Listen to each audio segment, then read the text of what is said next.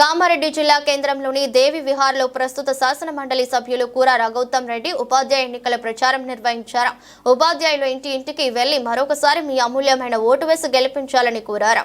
అనంతరం దేవి వినాయక మండపంలో మీడియా సమావేశంలో శాసన మండలి సభ్యులు కూర రఘౌతమ్ రెడ్డి మాట్లాడారు. ఈ నెల 27వ తేదీ నాడు జరిగే ఉపాధ్యాయ శాసన మండలి ఎన్నికలకు ఒక్క ప్రత్యేకత సంతరించుకుందని, ఎందుకంటే ఎప్పుడు ఉపాధ్యాయులు సంబంధించి ఉపాధ్యాయ శాసన మండలి ఎన్నికలు జరిగినా అని తెలిపారు.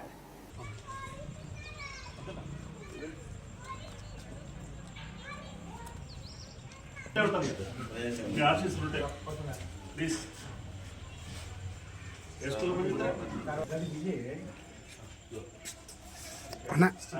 అర్థం కాదు.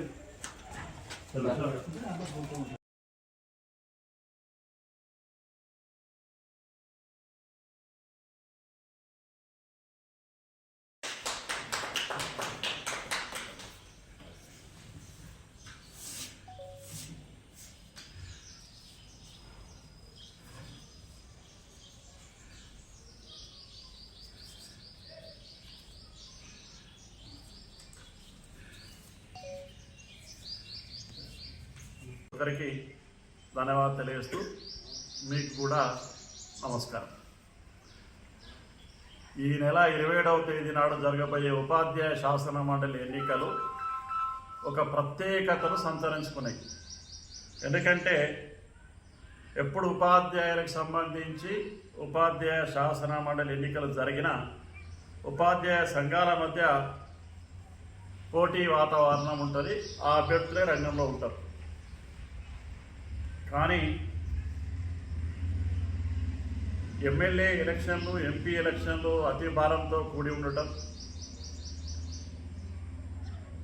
గెలిచిన తర్వాత కూడా ప్రజల్లో సేవ చేయడానికి నిరంతరం శ్రమించాల్సి ఉంటుంది అని డబ్బున్న ప్రతి ఒక్కడు ఉపాధ్యాయ శాసన మండలి ఎన్నికలైతే షార్ట్ కట్ 20,000 ఓట్లు ఉంటాయి. 10,000 ఓట్లు, 5,000 కోట్లు, 10 కోట్లు ఇచ్చి కొంటే చాలు డైరెక్ట్గా ఎమ్మెల్సీ కావాల్సిన ఆలోచనతో, ఒక చెడ్డ ఆలోచనతో మా వ్యవస్థను నిర్వీర్యం చేయడానికి ఒక కుట్ర పన్నుతూ ఇవాళ పోటీలో ఉన్నారు. ఎందుకంటే గౌరవనీయులు పెద్దలు బిఆర్ అంబేద్కర్ గారు ఏ వృత్తికి కల్పించినటువంటి అవకాశం ఎవరు కడతారు? మా హెడ్ మాస్టర్ కడతారా? ప్రిన్సిపాల్ కడతారా? గవర్నమెంట్ కట్టాల్సిన కరెంటు బిల్లు ఫ్రీ ఇవ్వకుండా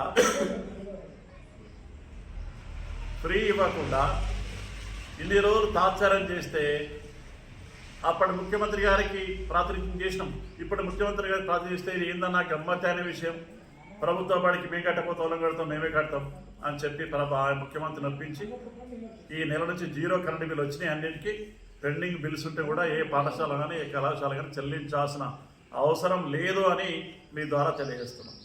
ఇట్లా అనేక సమస్యల మీద, అందులో పుట్టి పెరిగిన వాడిని, చదువుకున్న వాడిని, కళాశాలలో అధ్యాపకులకు సంబంధించి నాకు సమస్యల పట్ల పూర్తి అవగాహన ఉంది కాబట్టి, ఆ విషయంలో ఒక స్పష్టత ఉంది కాబట్టి, మీ కష్ట సుఖాల్లో పాలు పంచుకున్న వ్యక్తిగా నాకు మాత్రమే మీ కష్టం సుఖం తెలుస్తుంది. కానీ ఒక రియల్ ఎస్టేట్ వ్యాపారికి, ఒక కార్పొరేట్ వ్యాపారికి మన గురించి ఏమైనా సంబంధం ఉంటుందా?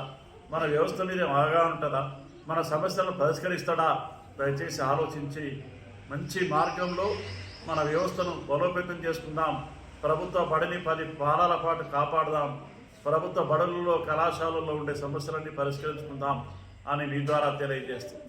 రానున్న రోజుల్లో మనకు అనుకూలమైనటువంటి ప్రభుత్వం, కొంతలో కొంత మనం మాట్లాడితే స్పందించే ప్రభుత్వం ఉంది కాబట్టి తప్పకుండా అన్ని సమస్యల పరిష్కారానికి ముందుంటారని తెలియజేస్తూ, మన రాజ్యాంగం ఇచ్చిన హక్కు, ఓటు హక్కు పవిత్రతను కాపాడదామని చెప్పి గురువుకున్నటువంటి విలువను మరింత పెంచాల్సిన బాధ్యత మనదే ఉందని చెప్పి తెలియజేస్తూ, నేనేదో గొప్ప వీరుణ్ణి, శూరుణ్ణి, నేను అన్ని సమస్యలు సాధిస్తానని చెప్తలేను. కానీ నాకున్న అనుభవం, 36 సంవత్సరాల అనుభవం, సమస్యలు తెలిసిన వ్యక్తిగా, ప్రభుత్వాల దగ్గర ప్రాతినిధ్యం చేసిన అనుభవం ఉన్న వ్యక్తిగా, ముఖ్యమంత్రుల దగ్గర మంత్రులతో మాట్లాడిన అనుభవం ఉన్న వ్యక్తిగా, అధికారులకు అనేక రకాలుగా మన డిమాండ్ల గురించి ప్రస్తావించిన వ్యక్తిగా నాకున్న అనుభవాన్ని ఉపయోగించి, నాకున్న అనుభవం సమస్యల పరిష్కారానికి ఉపయోగపడుతుందని చెప్పి మీ ద్వారా ఈ రాష్ట్రంలో ఉండే ఉద్యోగ ఉపాధ్యాయులకు తెలియజేస్తాము. కాబట్టి మిత్రులారా, దయచేసి జాగ్రత్తగా ఆలోచించండి. ఎందుకు చెప్పినా అంటే ఈసారి ఎన్నికలు ఒక ప్రత్యేకతను సంతరించుకునే ఎన్నికలు కాబట్టి ఈసారి మనం కనుక కొద్దిగా నిర్లక్ష్యంగా ఉంటే చేజారిపోయే అవకాశం ఉన్నది వ్యవస్థ. కాబట్టి నేను గొప్పడిగా చెప్పుకోవట్లేదు, కానీ తప్పకుండా అవకాశం ఇస్తే మీ సేవలో నిరంతరం ఉంటామని చెప్పి మీరు ఇచ్చినటువంటి సమయాన్ని కూడా ఏ అంశంలో కూడా మీ మంచి కార్యక్రమాలు కానీ చెడు కార్యక్రమం కానీ ప్రతిరోజు దాదాపు 300 కిలోమీటర్లు ప్రయాణం చేసి మీ మంచి చెడులో పాల్పంచుకునే వ్యక్తిగా నన్ను ఆదరించండి, అభిమానించండి. నా అభ్యర్థిత్వం కనుక మీకు నచ్చితే ఉపాధ్యాయ శాసన మండలి అవకాశం కల్పించాలని అనిపిస్తే తప్పకుండా మీరు నా కూర రఘుత్తం రెడ్డి అనే నా పేరు ఎదురుగా 1వ నంబర్ మొదటి ప్రాయంతో ఓటు వేసి అభిమానించాల్సిందిగా, ఆదరించాల్సిందిగా ఉపాధ్యాయుల్ని, అధ్యాపకుల్ని అభ్యర్థిస్తూ నా బ్యాలెట్ పేపర్లో నా నంబర్ సీరియల్ నంబర్ 6లో ఉంది. 6కి ఎదురుగా కూర రఘుత్తం రెడ్డి ఉంటుంది, దానికి ఎదురుగా 1వ నంబర్ వేయాల్సిందిగా కోరుతూ ఈ అవకాశం. మైనార్టీ విద్యార్థులు చదివే నా పాఠశాలలో పనిచేసే ఉపాధ్యాయుని గురించి కానీ, నా పాఠశాలలో చదివే పేద పిల్లవాని గురించి కానీ, నా కళాశాలలో చదివే అధ్యాపకుల గురించి కానీ, కళాశాలలో విద్యార్థుల గురించి కానీ, వాళ్ళ స్థితిగతుల గురించి కానీ, వాళ్ళ కష్టాల గురించి కానీ కనీస అవగాహన లేని మా గురించి ముక్కు తెలియని వాళ్ళు ఒక్కొక్కసారి బాధ అనిపిస్తుంది, సిగ్గుపడతా ఉంటా, తలను గోడకేసి కొట్టుకోవాలనిపిస్తుంది. వాడు వచ్చి ఇప్పుడు ఏమంటుందంటే సమస్యలన్నీ పరిష్కరిస్తా, బడి తెలియదు, బడిలో పిల్లలు తెలియదు, మా బడి చాలా సమస్యలు తెలియదు, మొత్తం పరిష్కరిస్తా అంటాడు. అది ఎట్లా సాధ్యమవుతుందా? ఒక్కసారి